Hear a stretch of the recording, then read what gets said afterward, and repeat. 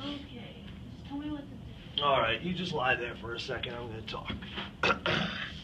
So, this month's motion of the month is kind of checking knee extension, and a little bit of hip flexion, but essentially prone. So if you think about a prone knee flexion machine, and sometimes they have an adjustable starting place for the pads here, and what might happen is if you start them I'm going to call this too low, okay, or in a position where they're kind of shoving you into knee extension, you can actually start to pick up a lot of motion in your trunk to try to compensate for that, okay?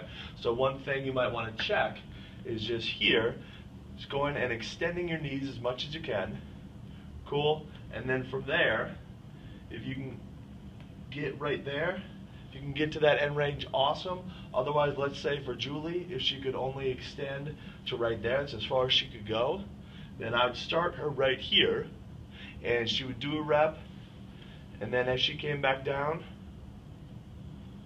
I would stop her right there as far as she could go. So we're not kind of shoving her beyond her active range with the machine. Otherwise, what's going to happen is with this leg exercise, she's going to start to pick up a lot of motion through her trunk, through her spine, and that might start to get a little bit tweaky on her low back, for example.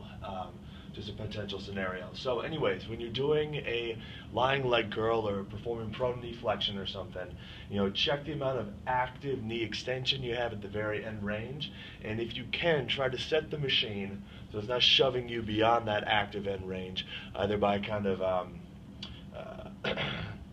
stacking the weight stack at a little bit higher pin, or adjusting the cam if there's an adjustable starting point on the cam. So that's this month's motion of the month. Cool. And I was the star. Thank you.